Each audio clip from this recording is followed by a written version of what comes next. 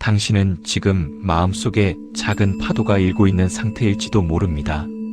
겉으로는 아무렇지 않은 듯 하루를 살아가지만 가슴 깊은 곳에서는 설명하기 어려운 불안과 생각의 소용돌이가 잠시도 가라앉지 않는 날들이 있지요. 그런데 신기하게도 사람들은 그 마음을 잘 알아주지 않습니다. 너무 예민한 거 아니야? 별일 아닌데 왜 그렇게 힘들어해? 이런 말을 들을 때 우리는 더 깊이 움츠러듭니다. 그러나 부처님께서는 오히려 이렇게 말씀하셨습니다. 예민한 이는 남보다 더 많이 보고 더 많이 느끼며 더 빨리 깨닫는 자이다. 그러니 예민함은 잘못이 아니라 하나의 선물입니다. 다만 그 선물을 어떻게 다루느냐에 따라 삶이 무너질 수도 빛날 수도 있을 뿐입니다. 구독자 50만 명의 많은 분들이 당신이 보내준 사연 속에서 공통적으로 이렇게 말합니다. 저는 늘 남의 표정부터 살피고 별 의미 없는 말 한마디에도 하루 종일 마음이 붙잡혀요. 바로 이것이 오늘 영상의 출발점입니다. 예민함은 세상을 깊이 보는 감각이지만 그 감각이 자신을 향할 때는 마음을 찌르는 칼이 되기도 합니다. 그래서 부처님은 먼저 마음의 고요를 찾으라고 하셨습니다. 고요가 생기면 흐트러진 감정이 제자리를 찾아가고 불필요한 생각들이 물러나 진짜 나에게 필요한 것만 남게 됩니다. 당신도 잘 알고 있을 겁니다. 예민한 사람은 남의 말투 하나에도 쉽게 흔들리고 작은 실수 하나에도 스스로를 끝없이 책망합니다. 그런데 이런 패턴은 단순한 성격의 문제가 아닙니다. 우리의 마음이 안전함을 잃었을 때 갖게 되는 자연스러운 반응입니다. 그래서 첫 번째로 해야 할 일은 나를 자책하는 마음을 내려놓는 것입니다. 왜 나는 이렇게 예민할까? 왜 나는 다른 사람들처럼 쉽게 넘기지 못할까? 이런 생각이야말로 마음을 가장 깊게 찌르는 가시입니다. 부처님은 이렇게 말씀하셨습니다. 마음의 고통은 외부에서 오는 것이 아니라 그 고통을 붙잡고 놓지 않는 데서 생긴다. 예민함 때문에 괴로운 것이 아니라 그 예민함을 죄처럼 느끼며 스스로를 스스로 벌하고 있기 때문입니다. 그러니 오늘 이 영상의 첫 챕터는 당신에게 이렇게 말하며 시작하고 싶습니다. 당신은 잘못된 사람이 아니다. 마음을 깊이 느끼는 사람일 뿐이다. 그 사실을 인정하면 비로소 다음 단계로 나아갈 수 있습니다. 바로 예민함을 평온으로 바꾸는 지혜를 배우는 것입니다. 자, 이제 눈을 감고 오늘 하루 동안 마음을 흔들어 놓았던 장면 하나를 떠올려 보세요. 누군가의 표정이었을 수도 있고 짧은 메시지 한 줄이었을 수도 있으며 아무도 신경 쓰지 않았던 사소한 말을 혼자만 끊임없이 되새기고 있었을 수도 있습니다. 그 장면을 억지로 밀어내려 하지 않아도 됩니다. 그저 이렇게 말해보세요. 아, 내가 지금 마음이 아팠구나. 이 한 문장이 마음속 매듭을 살며시 풀기 시작합니다. 부처님 말씀처럼 고통을 없애는 길은 고통을 바라보는 데서 시작됩니다. 그 순간 마음과 생각 사이에 작은 거리가 생기고 그 거리가 바로 평온이 들어설 자리입니다. 우리가 흔히 하는 착각이 하나 있습니다. 마음이 힘든 이유가 세상이 나에게 너무 가혹해서라고 생각하는 것이지요. 하지만 부처님께서는 그 원인을 조금 다르게 설명하셨습니다. 세상이 우리를 괴롭게 하는 것이 아니라 세상을 받아들이는 마음의 틀이 우리를 괴롭게 한다고 하셨습니다. 같은 말을 들어도 어떤 사람은 금세 잊어버리고 어떤 사람은 며칠이고 마음에 담아두는 이유가 바로 여기에 있습니다. 예민한 마음은 더 깊이 받아들이고 더 넓게 품고 더 오래 기억합니다. 그래서 더 아프고 그래서 더 지칩니다. 그러나 여기에는 반전이 있습니다. 예민함은 한번 길들여지면 누구보다 빠르게 안정과 평온에 도달할 수 있는 힘을 가지고 있다는 것입니다. 왜냐하면 이미 깊이 느끼고 있기 때문에 변화 또한 더 깊이 받아들일 수 있기 때문입니다. 그래서 오늘 이 2페이지에서는 예민함을 다스리는 첫 번째 수행, 즉 마음의 중심에 서는 법을 나누려 합니다. 중심을 찾으면 작은 말 한마디에도 흔들리던 마음이 비로소 자신만의 자리를 만들어가기 시작합니다. 먼저 스스로에게 이 질문을 던져보면 좋습니다. 나는 지금 무엇에 가장 흔들리고 있는가? 대부분의 사람들은 그 답을 정확히 모른 채 하루를 버텨냅니다. 하지만 예민한 사람은 어떤 순간에 흔들리는지 정확히 알기만 해도 그 순간의 세기가 절반으로 줄어듭니다. 누군가의 표정, 가벼운 농담, 지나가는 말투, 아니면 내 스스로 만든 상상 속의 장면, 그것을 찾는 것만으로 마음의 무게가 조금씩 내려가기 시작합니다.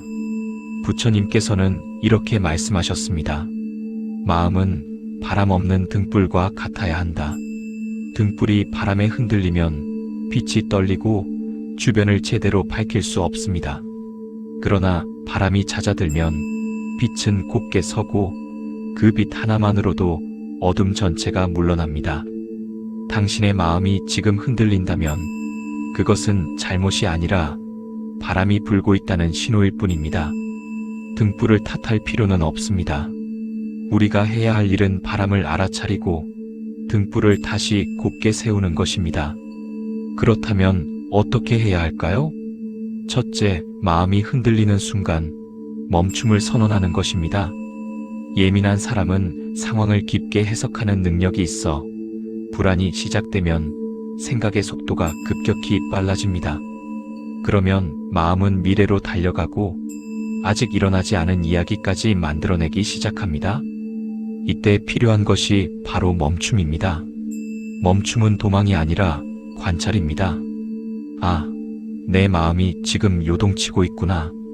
이것을 인지하는 순간 마음과 감정 사이에 작은 여유가 생기고 그 여유가 당신을 살립니다.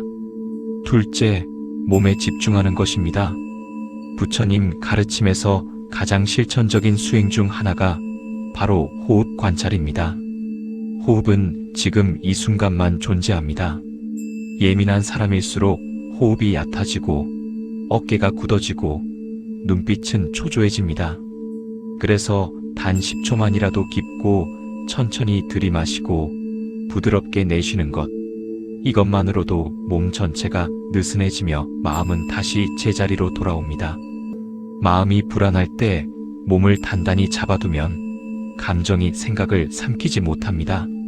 셋째, 지금 여기를 붙잡는 연습입니다. 예민한 마음은 과거와 미래에 특히 취약합니다.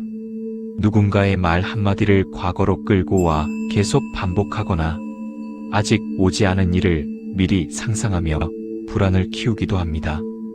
하지만 부처님은 분명히 말씀하셨습니다. 과거는 이미 지나갔고 미래는 아직 오지 않았다.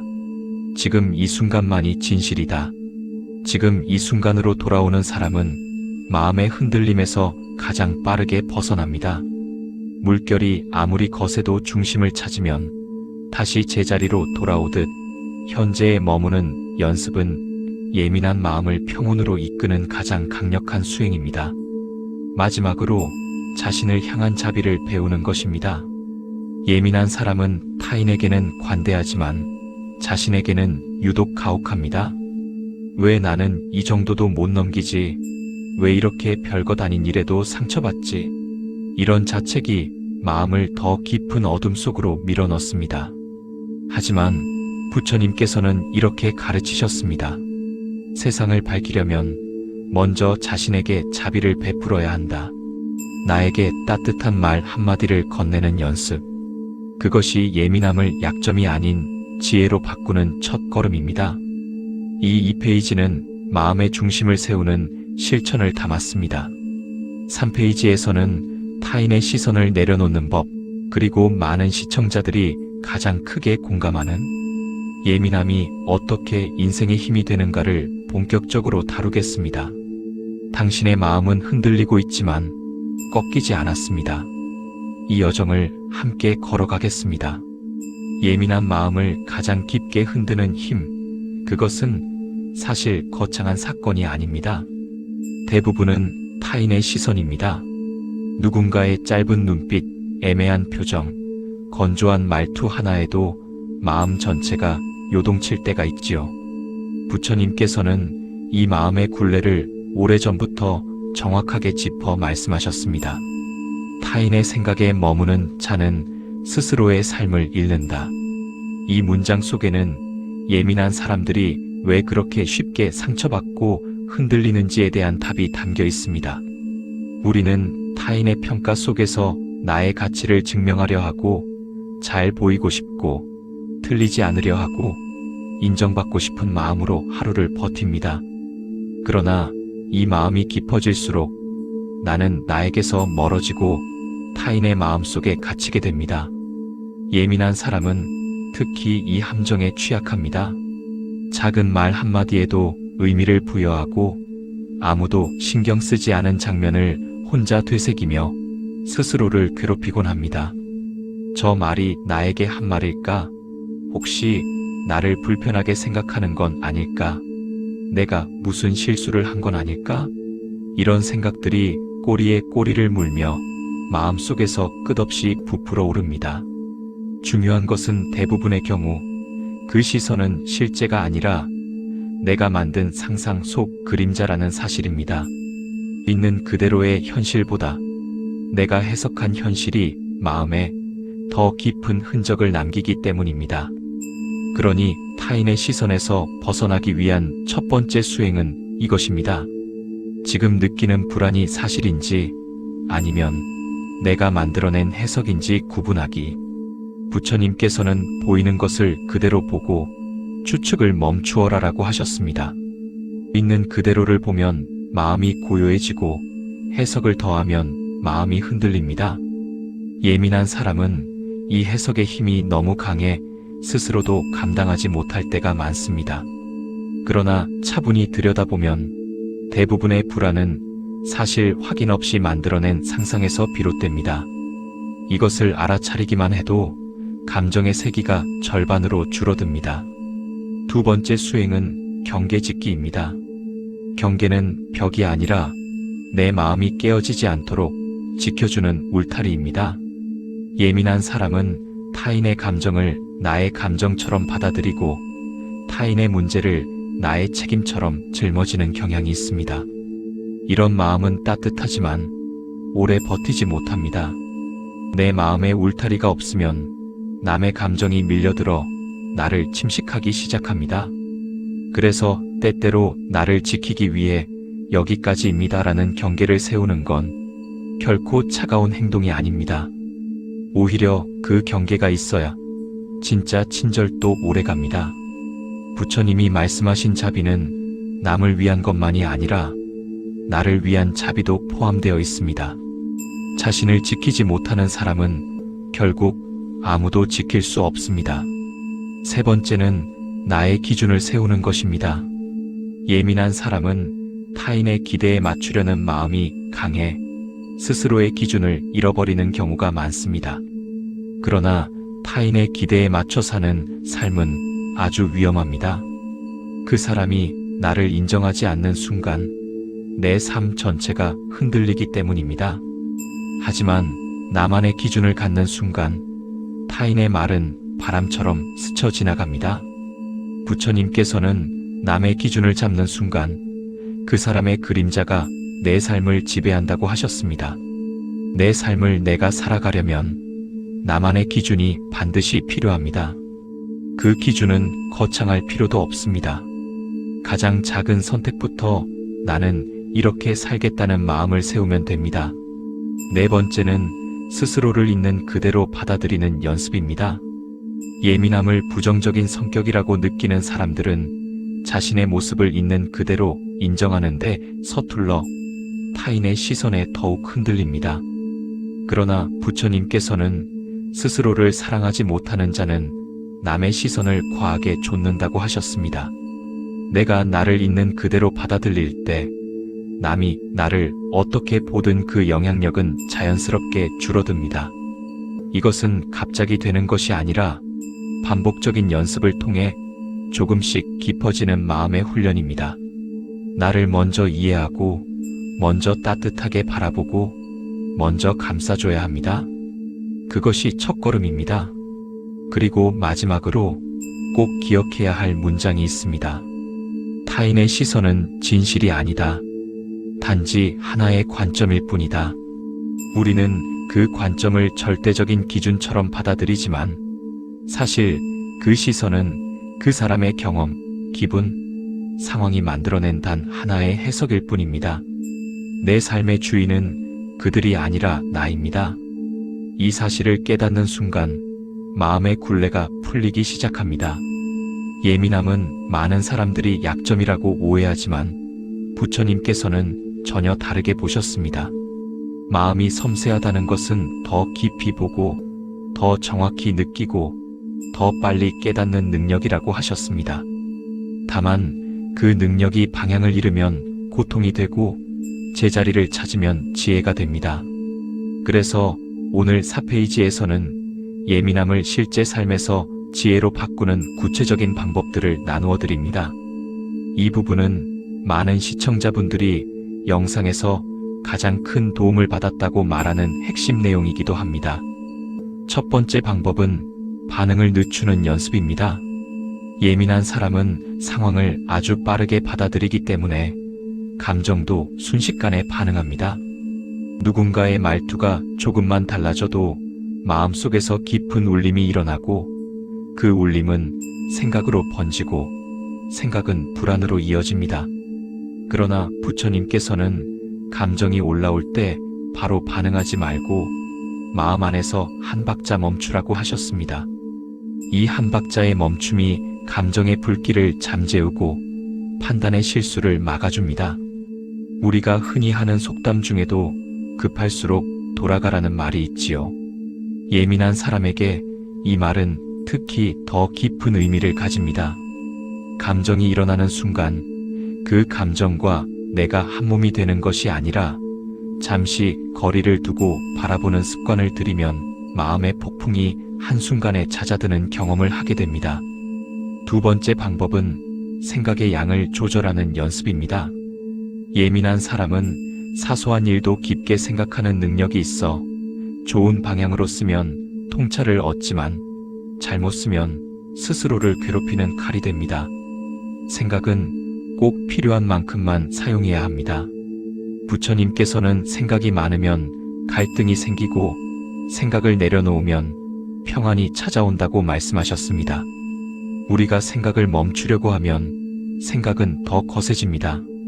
그러니 멈추려 애쓰는 대신 지금 나는 이 생각을 과하게 붙잡고 있구나라고 알아차리는 것이 첫걸음입니다. 알아차림이 생기는 순간 생각은 힘을 잃고 자연스럽게 흩어지기 시작합니다. 바람이 잦아들면 물결이 가라앉듯 마음의 파동도 서서히 고요해집니다. 세 번째 방법은 감정을 분리해 바라보는 기술을 배우는 것입니다. 예민한 사람은 감정과 자기 자신을 동일시하는 경우가 많습니다. 내가 불안하니까 나는 부족한 사람인가? 내가 화가 나니까 나는 나쁜 사람인가? 라고 생각하곤 하지요. 하지만 부처님께서는 감정은 구름과 같고 나는 그 구름을 바라보는 하늘이라고 하셨습니다. 감정은 잠시 머물다 지나가는 것일 뿐 나의 전부가 아닙니다. 이 관점을 이해하면 감정의 파도 속에서도 중심을 잃지 않게 됩니다. 나는 지금 슬픔을 느끼는 중이구나. 나는 지금 불안을 경험하고 있구나와 같이 감정을 바라보는 자세를 연습하면 감정이 나를 덮어 삼키는 것이 아니라 내가 감정을 다루게 됩니다. 네 번째 방법은 마음의 에너지를 필요한 곳에만 쓰는 선택입니다. 예민한 사람들은 주변의 모든 변화에 민감하게 반응하기 때문에 에너지가 쉽게 고갈됩니다. 그래서 중요한 순간에 힘을 쓰지 못하거나 사소한 일에도 크게 흔들리는 경우가 많습니다. 부처님께서는 마음은 쓰는 곳에 따라 무거워지기도 하고 가벼워지기도 한다고 하셨습니다. 모든 일에 예민할 필요는 없습니다. 정말 중요한 관계, 나에게 의미 있는 일, 내 삶을 성장시키는 경험에만 집중하는 선택을 해야 합니다. 나머지는 흘려보내는 연습이 필요합니다. 삶은 본래 흘러가는 것입니다. 모든 것을 붙잡을 필요는 없습니다. 5번째 방법은 일상의 리듬을 느리게 만드는 것입니다. 예민한 사람에게 느림은 약이 됩니다. 빠르게 움직이는 세상은 예민한 마음을 더 예민하게 만들고 쉴 틈 없이 몰아붙입니다. 그러나 느림 속에서는 마음이 제 속도로 내려앉고 생각이 가라앉는 시간을 얻게 됩니다. 천천히 걸어보고, 천천히 씹어먹고, 천천히 말해보고, 천천히 숨을 쉬어보세요. 이 작은 느림이 쌓이면 마음의 흐름 전체가 달라지기 시작합니다. 부처님께서는 느림 속에서 참된 지혜가 자란다고 하셨습니다. 느리게 사는 것이 뒤처지는 것이 아니라 오히려 자신을 가장 잘 지키는 방법입니다. 마지막으로 예민함을 지혜로 바꾸는 6번째 방법은 스스로에게 따뜻한 말을 건네는 것입니다. 예민한 사람들은 남에게는 따뜻하지만 자신에게는 유독 차갑습니다. 자책은 마음을 다치게 만들고 자기 비난은 생각을 얽히게 합니다. 그러나 부처님께서는 말씀하셨습니다. 자기 자신에게 자비를 베풀지 못하면 남에게도 참된 자비를 베풀 수 없다. 하루의 끝에서 스스로에게 이렇게 말해보세요. 오늘도 잘 견뎌냈다. 나는 충분히 잘하고 있다. 이 말 한마디가 마음속 깊은 상처를 자연스럽게 치유합니다. 예민함을 이해하는데 가장 중요한 질문은 이것입니다. 왜 나는 이렇게 많은 것을 느끼는가? 대부분의 사람들은 세상을 스쳐 지나가듯 경험합니다. 바람이 불어도, 누군가의 표정이 변해도, 말투가 달라져도 깊이 담아두지 않습니다. 하지만 예민한 사람은 아주 작은 변화에도 마음이 반응하고 그 반응은 곧 기억이 되고 때로는 상처가 되기도 합니다. 여기에는 이유가 있습니다.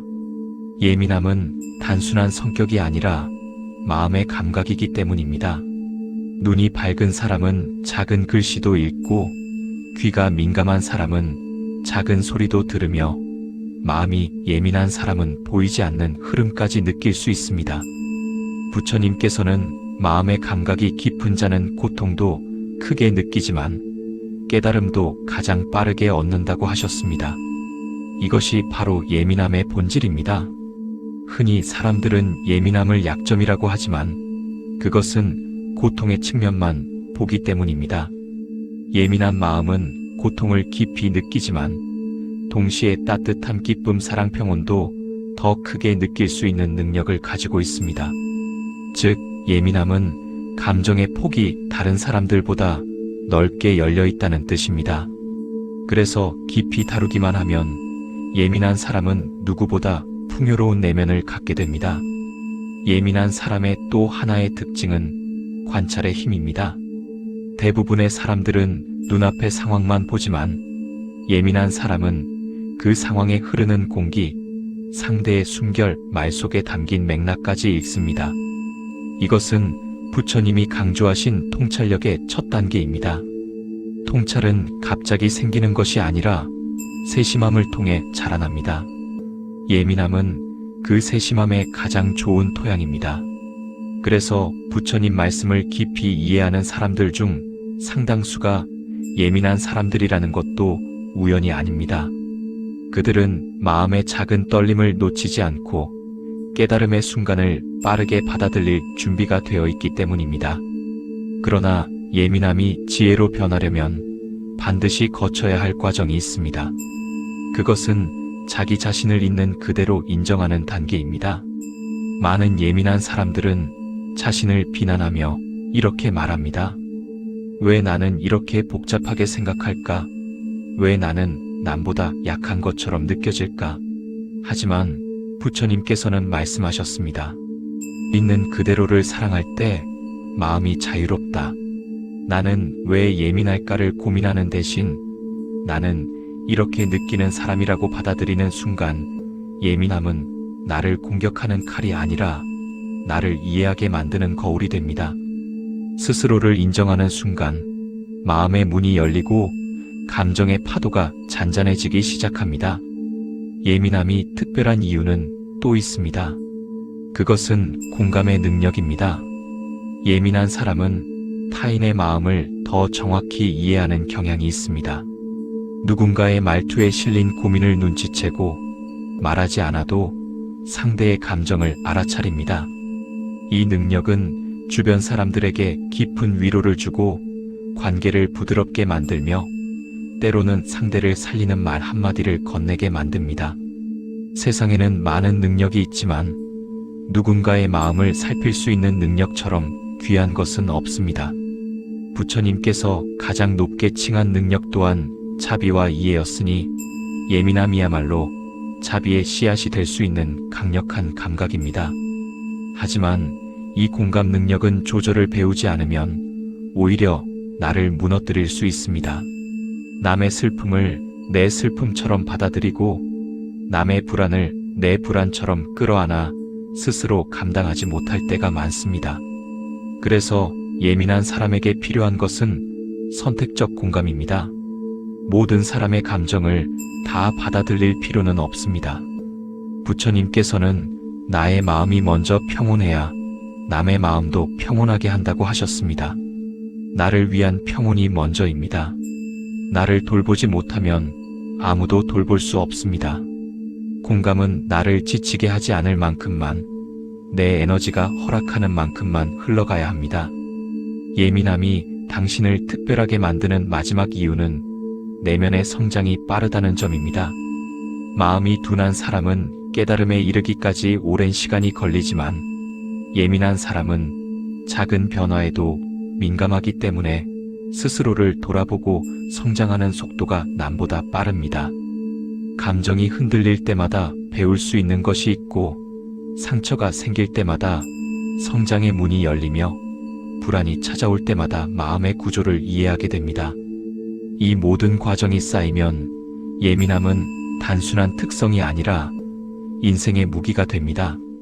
깊이 받아들이는 사람만이 깊이 이해할 수 있고 깊이 이해한 사람만이 깊이 성장할 수 있습니다. 예민한 사람들이 가장 힘들어하는 순간은 마음이 복잡해졌을 때가 아니라 생각이 멈추지 않을 때입니다. 감정은 몇 분이면 지나가지만 생각은 마음의 틈을 비집고 들어와 끝없이 꼬리를 물고 이어집니다. 잠을 자려고 누웠는데 낮에 들었던 말 한마디가 떠오르고 아무 일도 없는 밤임에도 마음 안에서는 수백 가지의 가정과 상상이 돌고 그 상상은 불안이라는 이름으로 마음을 휘감습니다. 이것이 바로 생각 과부하입니다. 부처님께서는 이 상태를 바람이 거세게 부는 바다에 비유하셨습니다. 바람이 강해지면 파도는 높아지고 높은 파도는 배를 뒤흔듭니다. 생각 과부하는 바로 이 파도와 같습니다. 배를 탓할 일이 아니라 바람을 알아차리고 고요로 돌아가는 길을 찾아야 합니다. 생각 과부하에서 벗어나는 첫 번째 수행은 생각을 끊으려 하지 않는 것입니다. 많은 사람들이 생각이 많아질 때 이제 그만 생각해야지라고 다짐하지만 그 다짐 자체가 또 다른 생각이 되어 마음을 더 시끄럽게 만듭니다. 부처님께서는 생각을 없애려는 생각이 또 하나의 집착이라고 하셨습니다. 생각을 억누르려 하지 말고 그저 이렇게 바라보세요. 지금 내 마음이 생각을 만들어내고 있구나.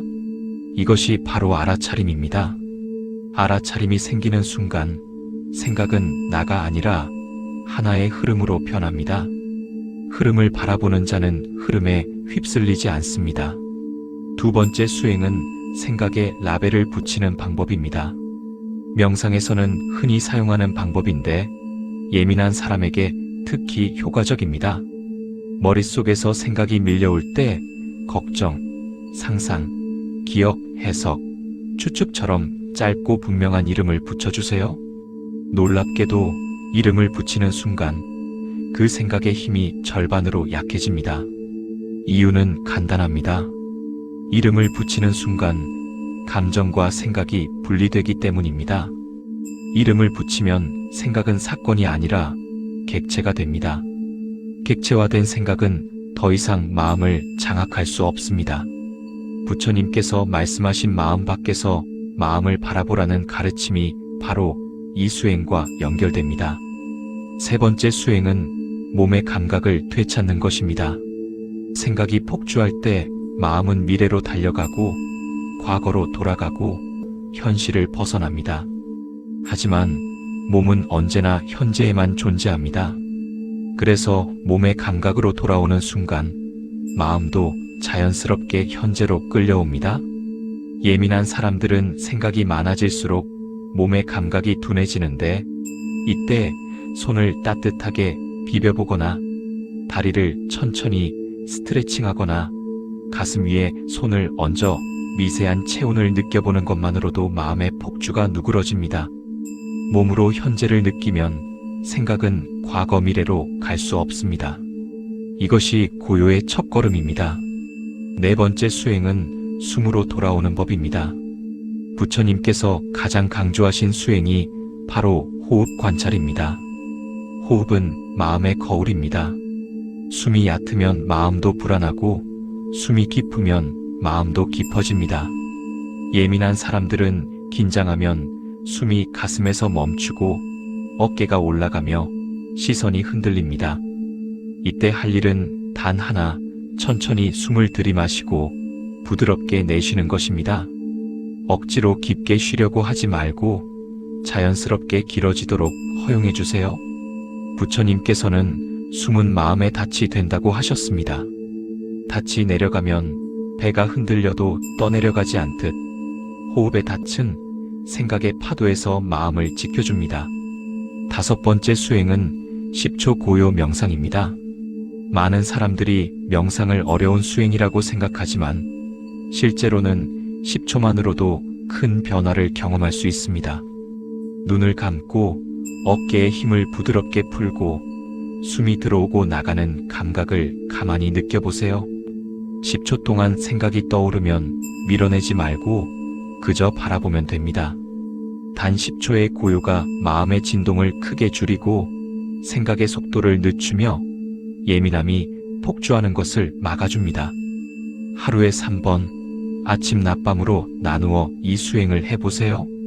꾸준히 하면 마음속 깊은 곳에 잔잔한 연못 같은 공간이 생기기 시작합니다. 여섯 번째 수행은 마음의 방을 정리하는 것입니다.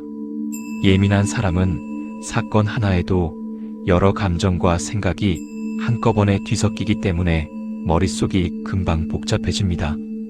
이때 도움이 되는 방법이 바로 생각을 바깥으로 꺼내기입니다. 종이에 지금 마음속에서 가장 큰 생각 하나만 적어보세요.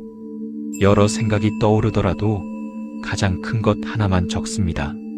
적는 순간 마음의 짐이 밖으로 나와 자리를 옮기고 머릿속의 공간이 넓어지기 시작합니다.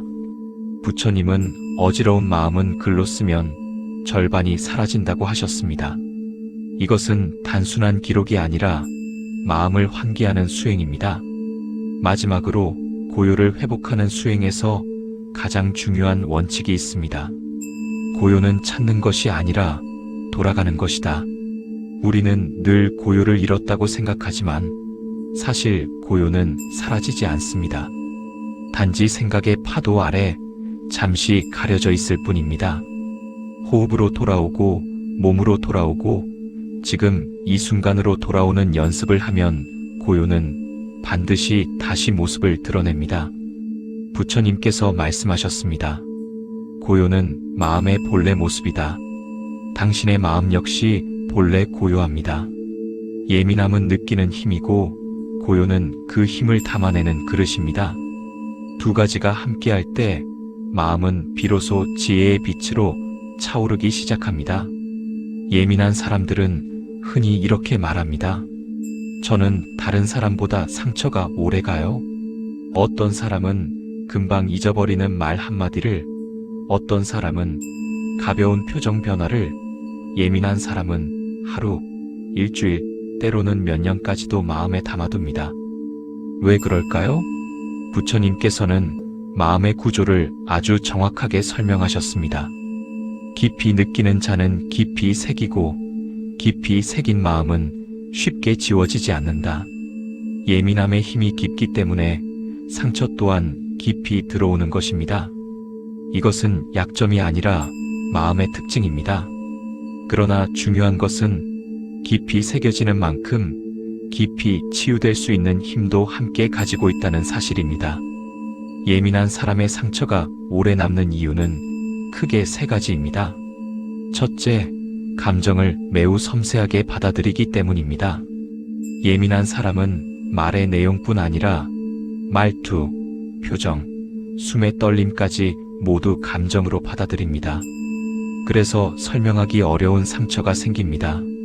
둘째, 생각의 반복입니다. 상처가 생기면 그 장면을 계속 되짚어보고 다른 의미를 부여하고 상상으로 연결시키며 스스로 상처를 키워버립니다. 셋째, 자기 비난입니다. 내가 잘못했나? 내가 이상한가? 라는 질문이 마음을 더욱 무겁게 만들지요. 이 세 가지가 함께 작용하면 작은 상처도 마음속에서는 큰 흔적이 됩니다. 그러나 부처님께서는 상처가 깊다고 해서 회복이 늦어지는 것은 아니라고 하셨습니다. 깊이 느끼는 마음은 오히려 더 큰 치유의 힘을 가진다고요. 그래서 상처를 치유하는 첫 번째 수행은 상처를 억누르지 않는 것입니다.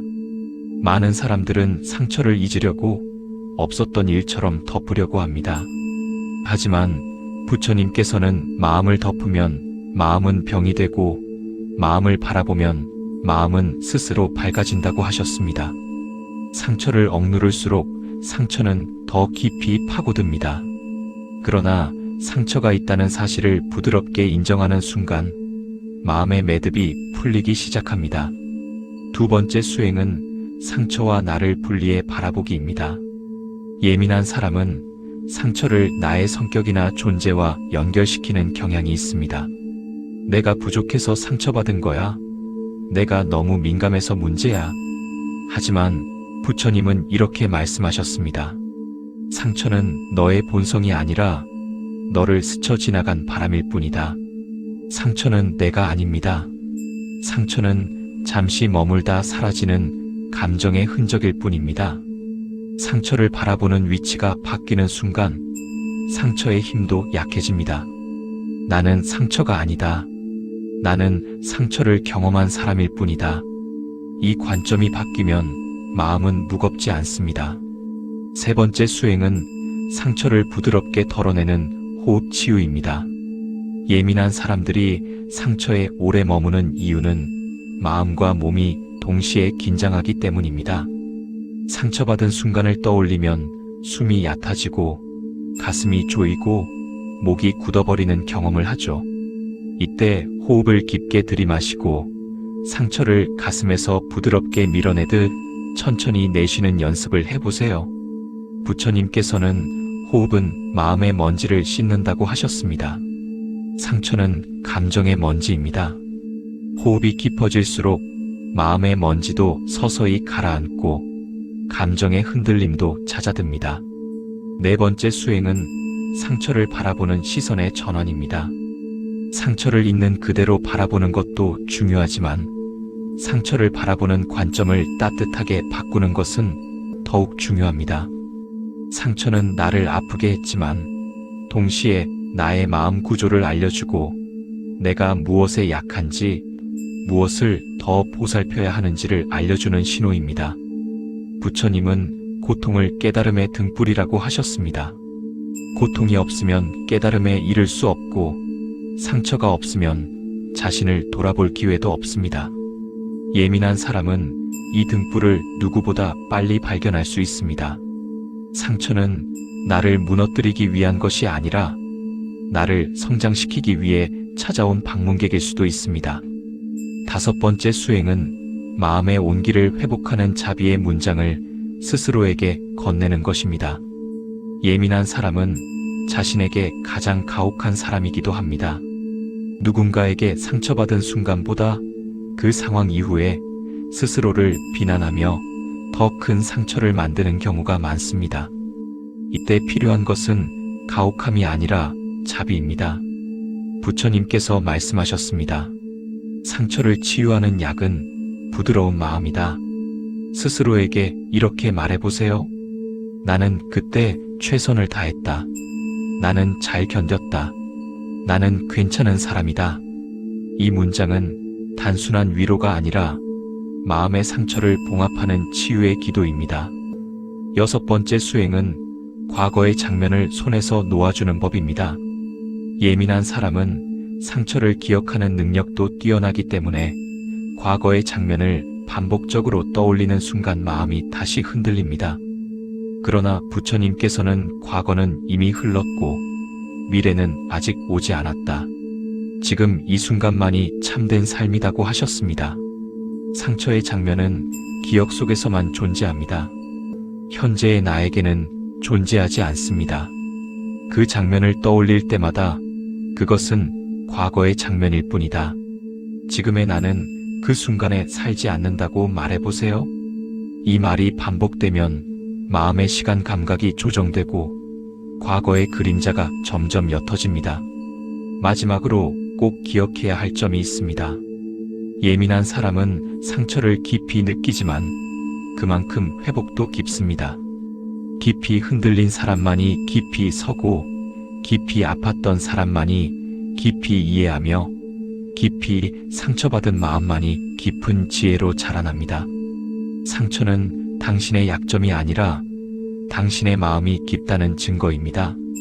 깊은 마음은 결국 깊은 지혜로 이어집니다.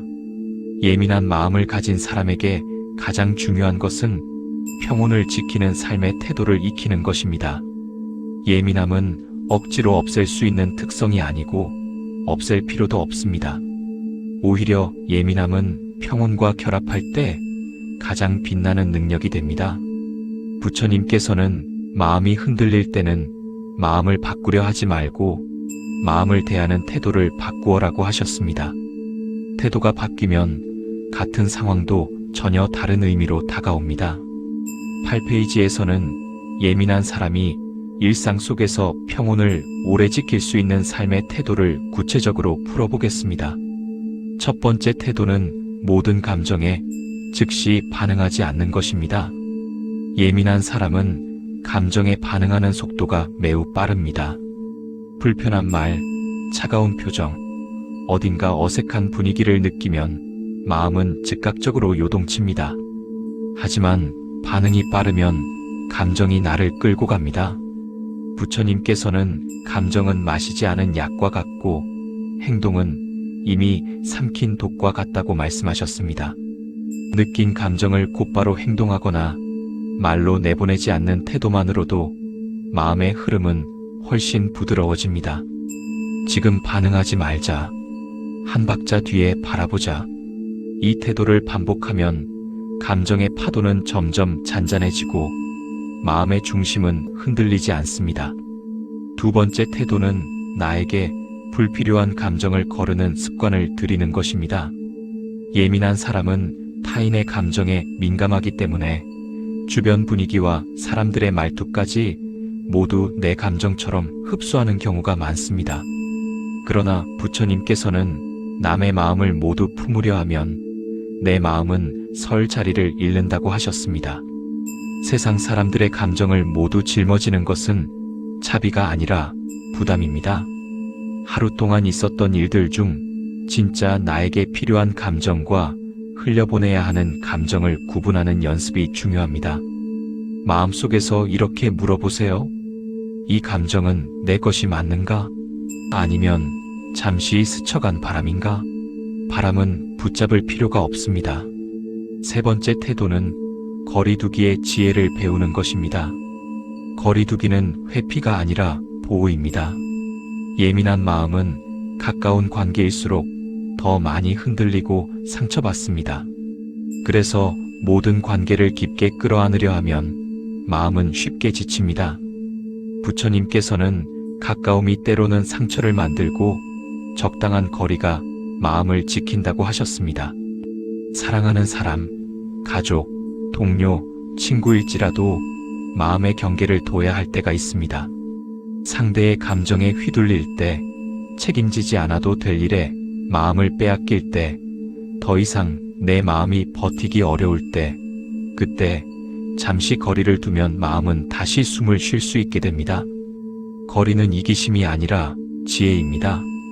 네 번째 태도는 하루에 마음을 비우는 시간을 반드시 확보하는 것입니다. 예민한 마음은 하루 동안 수많은 자극을 받아들입니다. 타인의 표정, 말, 소리, 분위기, 기억, 마음의 진동까지 이 많은 것들이 마음 안에 쌓이면 저녁이 되면 무겁고 혼란스러워질 수밖에 없습니다. 그래서 부처님께서는 마음의 방은 매일 쓸어야 한다고 하셨습니다.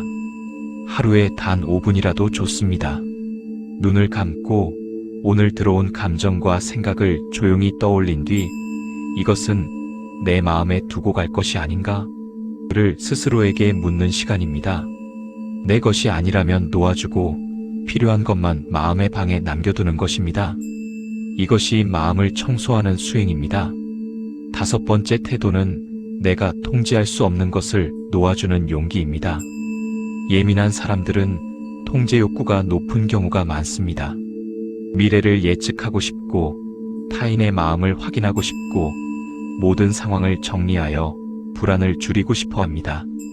그러나 부처님께서는 통제할 수 없는 것을 붙잡는 마음이 괴로움을 만든다고 하셨습니다. 세상에는 우리가 어찌할 수 없는 일이 훨씬 많습니다. 타인의 반응, 누군가의 기분, 이미 지나간 과거, 아직 오지 않은 미래, 이 모든 것을 통제하려는 순간 마음에는 끝없는 불안이 생깁니다. 그러나 내가 할 수 있는 것과 할 수 없는 것을 구분하는 태도는 마음을 단단하게 만듭니다. 할 수 없는 것에 마음을 쓰지 않는 것, 이것이 평온의 핵심입니다. 여섯 번째 태도는 자기 자신을 보호하는 말버릇을 만드는 것입니다. 예민한 사람은 자신을 지키는 말 대신 자신을 해치는 말을 자주 사용합니다.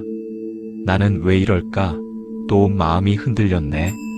나는 너무 약하다. 이런 말들은 상처를 더 깊게 만드는 칼날입니다. 부처님께서는 마음은 말이 닿는 곳에서 자란다고 하셨습니다. 자신을 보호하는 말 한마디는 마음의 울타리가 됩니다. 나는 지금 노력 중이다. 나는 점점 단단해지고 있다. 나는 충분하다. 이 문장들은 단순한 위로가 아니라 마음의 구조를 바꾸는 씨앗입니다. 마지막으로 중요한 태도는 평온을 선택하는 용기입니다. 예민한 사람은 늘 마음 안에서 수많은 선택을 합니다. 반응할 것인가, 넘길 것인가, 받아들일 것인가, 놓아줄 것인가. 마음은 늘 갈림길 앞에 서 있습니다. 부처님께서는 평온은 운이 아니라 선택이라고 하셨습니다. 나를 흔드는 순간에도, 상처가 떠오르는 순간에도, 생각이 폭주하는 순간에도 오늘 나는 평온을 선택하겠다고 마음속으로 선언해 보세요. 이 선언은 마음의 방향을 정하는 나침반입니다. 방향이 정해진 마음은 흔들려도 다시 돌아올 자리를 잃지 않습니다. 예민한 사람들이 가장 자주 힘들어하는 영역은 바로 인간관계입니다. 어떤 사람은 별일 아니라는 듯 지나가는 말이 예민한 사람에게는 깊은 흔적이 되고 누군가의 표정 변화 하나가 마음을 불안하게 하고 짧은 침묵도 상처처럼 느껴질 때가 있습니다. 그래서 예민한 사람들은 종종 이렇게 말합니다. 사람들과 함께 있는 것보다 혼자 있을 때 마음이 더 편해요. 그러나 부처님께서는 관계에서 도망치는 삶이 아니라 관계 속에서도 마음을 잃지 않는 지혜를 강조하셨습니다. 사람은 사람 속에서 성장하며 마음은 관계 속에서 단단해진다. 예민함이 있어도, 아니, 오히려 예민하기 때문에 관계는 더욱 깊은 성장의 기회가 될 수 있습니다. 예민한 사람이 관계에서 어려움을 겪는 이유는 크게 세 가지입니다. 첫째, 감정의 진동이 크기 때문에 작은 말에도 크게 흔들립니다. 상대가 무엇을 의도했는지, 정확히 알 수 없는 상황에서도 마음은 이미 해석을 시작하고 그 해석은 곧 감정이 되어 마음을 무거워지게 합니다. 둘째, 상대가 나를 어떻게 생각할까? 를 지나치게 의식하기 때문입니다. 부처님께서는 모든 사람의 마음을 만족시키려는 자는 끝내 자신을 잃는다고 하셨습니다. 예민한 사람은 상대의 마음을 먼저 챙기고 자신의 감정은 눌러두는 경향이 강합니다. 셋째, 거절과 경계가 서툴기 때문입니다. 마음이 따뜻하고 책임감이 크기 때문에 상대의 부탁이나 요구를 거절하지 못해 스스로를 내어주는 경우가 많습니다. 이렇게 마음의 에너지가 계속 고갈되면 결국 관계 자체가 부담으로 느껴지게 됩니다. 그러나 관계가 어려워지는 만큼 마음을 지키는 방법도 분명히 존재합니다. 첫 번째 수행은 사실과 해석을 구분하는 것입니다. 예민한 사람의 마음이 흔들리는 대부분의 순간에는 해석이 개입되어 있습니다. 상대가 표정이 굳어 있었을 때 그 사실은 표정이 굳어 있었다 뿐입니다. 그러나 해석은 나 때문에 기분이 나쁜가? 내가 무슨 실수했나? 와 같은 형태로 마음을 복잡하게 만듭니다. 부처님께서는 보이는 것은 보이는 것이고 보이지 않는 것은 마음이 만든 환영이라고 하셨습니다. 사실을 있는 그대로 보는 습관을 들이면 해석이 줄어들고 관계 속에 불필요한 불안이 크게 줄어듭니다. 두 번째 수행은 경계짓기를 두려워하지 않는 것입니다. 예민한 사람은 거절을 어렵게 느끼기 때문에 자신이 감당할 수 없는 관계에도 책임감을 느끼며 스스로를 소모하는 경향이 있습니다. 그러나 관계 속에서도 내 마음이 지쳐 있다면 그 관계는 건강할 수 없습니다. 부처님께서는 너를 먼저 보호하라. 그래야 남도 보호할 수 있다고 하셨습니다. 경계는 상대를 밀어내는 벽이 아니라 나를 지키는 울타리입니다. 지금은 힘들어서 도와주기 어렵습니다. 이 부분은 제 감정이 불편합니다. 이런 문장을 부드럽게 말할 수 있는 사람은 관계에서 무너지지 않습니다.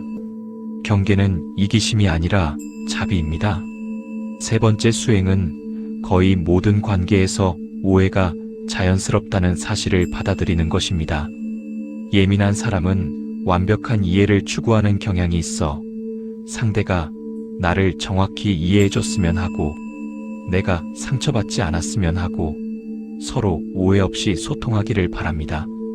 그러나 부처님께서는 사람은 자신이 가진 눈으로만 세상을 본다고 하셨습니다. 아무리 가까운 사람이라도 서로를 완벽히 이해할 수는 없습니다. 오해는 관계의 일부입니다. 오해를 없애야 관계가 편해지는 것이 아니라 오해가 생겨도 괜찮다는 마음이 생길 때 관계는 비로소 부드러워집니다. 네 번째 수행은 말의 양을 줄이고 진심의 질을 높이는 것입니다. 예민한 사람은 불편함을 해소하기 위해 설명을 길게 하는 경우가 많습니다. 상대의 오해를 풀고 싶고 내 마음을 정확히 전달하고 싶고 갈등 없이 넘어가고 싶기 때문이지요. 하지만 부처님께서는 말이 많으면 마음이 복잡해지고 말이 단단하면 마음이 편안해진다고 하셨습니다. 관계에서 꼭 필요한 말만, 따뜻한 말만, 명확한 말만 남겨보세요. 설명을 줄이고 단정한 한 문장으로 마음을 표현하면 관계는 오히려 더 깊어집니다. 다섯 번째 수행은 내가 책임질 수 있는 몫과 상대가 책임져야 할 몫을 구분하는 것입니다. 예민한 사람은 갈등 상황에서 내 탓인가? 라는 생각을 가장 먼저 떠올립니다. 그러나 관계는 언제나 둘의 합입니다. 내가 할 수 없는 부분까지 책임지려 하면 마음이 무너지고 상대의 몫을 대신 짊어지면 관계는 균형을 잃습니다. 부처님께서는 나의 짐은 내가 들고 남의 짐은 그가 들게 하라고 하셨습니다. 모든 짐을 내가 들 필요도 없고 들 수도 없습니다. 이 구분이 생기는 순간 마음은 크게 가벼워집니다. 여섯 번째 수행은 마음의 여백을 유지하는 것입니다. 관계에서는 늘 생각이 앞섭니다. 저 사람이 나를 어떻게 생각할까? 내가 어색한 말을 한 건 아닐까? 혹시 기분 나쁘지 않았을까? 이 질문들은 관계를 더 좋게 만들기 위한 마음이지만 예민한 사람에게는 오히려 짐이 됩니다. 마음속에 여백이 없으면 타인의 말 한마디도 마음을 가득 채워버립니다. 부처님께서는 여백이 있는 그릇만이 물을 담을 수 있다고 하셨습니다. 하루 중 잠시라도 관계에서 벗어나 혼자만의 시간을 갖고 마음의 여백을 회복하면 관계는 훨씬 편안해집니다. 마지막으로 관계에서 가장 중요한 태도는 내가 어떤 사람으로 살아가고 싶은지를 잊지 않는 것입니다. 상대의 기분, 상황, 말투, 반응 속에서 흔들리다 보면 내가 누구인지 잊게 될 때가 많습니다. 그러나 부처님께서는 남이 너를 흔들어도 너는 너의 자리에 머물러라고 하셨습니다. 예민함 속에서도, 관계 속에서도, 상처 속에서도 나는 내가 되고 싶은 사람이 되어야 합니다. 이 중심이 단단해지면 관계는 더 이상 두렵지 않고 나를 흔드는 힘도 약해집니다. 지금까지 우리는 예민함의 본질, 그로 인해 생기는 어려움, 그리고 그것이 지혜로 변하는 과정을 차근차근 걸어왔습니다. 이제 마지막 페이지에서는 이 모든 흐름이 어떤 결론으로 이어지는지를 함께 바라보려 합니다. 부처님께서는 마음이 깊은 자는 깊은 이유로 괴롭고 깊은 이유로 행복하다고 하셨습니다. 예민함은 괴로움의 씨앗이 될 수도 있지만 그 이상으로 깊은 행복과 평온의 씨앗이 될 수 있습니다. 중요한 것은 이 마음을 어떻게 다루느냐입니다. 당신은 이제 예민함을 단점이 아닌 삶을 밝히는 감각으로 바라볼 준비가 되어 있습니다. 예민한 마음은 타고난 기질이지만 그것이 인생을 결정짓는 운명은 아닙니다. 예민함은 스스로를 괴롭히는 힘도 되지만 세상을 누구보다 깊고 아름답게 이해하는 능력도 됩니다. 세상의 작은 바람, 누군가의 조용한 슬픔, 말하지 않은 사랑, 눈에 보이지 않는 흐름을 느낄 수 있는 사람은 많지 않습니다. 예민한 사람은 그중 하나입니다. 그래서 당신은 더 많이 아프고 더 자주 흔들리지만 동시에 더 깊이 성장할 수 있는 마음을 가지고 있습니다. 부처님께서는 깊이 흔들린 나무가 깊이 뿌린다고 하셨습니다. 쉽게 흔들린다고 해서 약한 것이 아니라 그 흔들림 속에서 뿌리가 단단해지고 있다는 뜻입니다. 당신의 마음이 지금까지 겪어온 모든 불안과 상처, 생각과 흔들림은 잘못된 것이 아닙니다. 그것은 당신의 마음이 살아있다는 증거이고 세상을 깊이 사랑하고 있다는 증거입니다. 예민함을 가진 사람들은 남들이 지나치는 신호들을 알아차립니다. 이것은 부담이 아니라 선물입니다. 그러나 이 선물을 제대로 사용하려면 두 가지가 필요합니다. 하나는 마음을 바라보는 지혜, 그리고 또 하나는 마음을 보호하는 태도입니다. 당신은 이미 앞선 페이지들에서 이 두 가지를 충분히 익혔습니다. 이제 남은 것은 그것을 삶 속에서 천천히 실천하며 마음의 방향을 평온으로 정하는 일입니다. 부처님께서는 평온은 멀리 있지 않으며 이미 마음 안에 존재한다고 하셨습니다. 당신이 그 평온을 느끼지 못했던 이유는 마음이 약해서가 아니라 마음의 표면이 너무 시끄러웠기 때문입니다. 시끄러움이 잠잠해지면 고요는 스스로 모습을 드러냅니다. 예민함은 고요의 적이 아닙니다. 오히려 고요를 가장 간절히 필요로 하는 마음입니다. 예민한 사람일수록 고요 속에서 더 깊은 위안을 얻고 더 큰 지혜를 발견합니다. 마음의 파도가 아무리 거세도 깊은 바다 아래에는 언제나 고요가 있다는 사실을 기억하세요. 그 고요는 늘 당신 곁에 있습니다. 당신이 걸어온 길을 떠올려 보세요. 상처 앞에서 흔들렸던 날들, 사소한 말 한마디에 잠을 이루지 못한 밤들, 타인의 시선을 의식하며 나를 잃었던 순간들, 생각이 폭주해 마음을 놓아버리고 싶었던 때들. 그러나 그 모든 순간은 당신을 무너뜨리기 위한 것이 아니라 당신을 더 단단하게 만들기 위한 과정이었습니다. 부처님께서는 괴로움이 없으면 깨달음도 없다고 하셨습니다. 괴로움은 마음을 흔들지만 동시에 그 흔들림은 마음을 확장시키고 깊게 만듭니다. 당신은 이미 많은 것을 이겨냈습니다. 그 사실만으로도 당신의 마음은 충분히 강합니다. 예민한 사람에게 필요한 마지막 수행은 이것입니다. 나는 이제 평온을 선택하겠습니다. 이 선언은 단순한 다짐이 아니라 삶의 방향을 정하는 마음의 서약입니다. 앞으로도 흔들림이 찾아올 것입니다. 예민한 사람에게 흔들림은 자연스러운 현상입니다. 그러나 흔들린다고 해서 무너지는 것은 아닙니다. 당신은 이미 마음의 중심을 찾는 법을 배웠고 생각의 소용돌이에서 빠져나오는 길을 알게 되었으며 상처가 찾아와도 부드럽게 치유하는 힘을 갖추게 되었습니다. 이제 당신은 흔들리면서도 무너지지 않는 마음을 가진 사람입니다. 부처님께서는 마지막으로 이렇게 말씀하셨습니다. 어둠이 깊을수록 빛은 밝다. 예민한 마음이 세상의 어둠을 깊이 느낄수록 그 마음은 더 밝은 빛으로 성장할 수 있습니다. 당신의 예민함은 결코 약점이 아닙니다. 그것은 당신 내면에 이미 자리한 빛을 드러내는 통로입니다. 이 빛은 때로는 흔들리고 흐려지는 것 같아도 결코 사라지지 않습니다. 당신이 그 빛을 바라보고 그 빛을 선택하는 순간 삶은 고요하고 단단하며 따뜻한 방향으로 나아가게 됩니다. 이 긴 여정을 함께 걸어주셔서 감사합니다. 당신의 예민함이 앞으로는 괴로움이 아닌 평온의 길을 밝히는 등불이 되기를 바랍니다.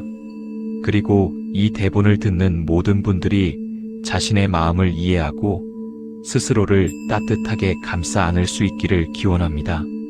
당신의 마음에는 언제나 고요가 있고 언제나 길이 있으며 언제나 빛이 있습니다. 당신은 괜찮습니다. 이제 평온으로 걸어가면 됩니다.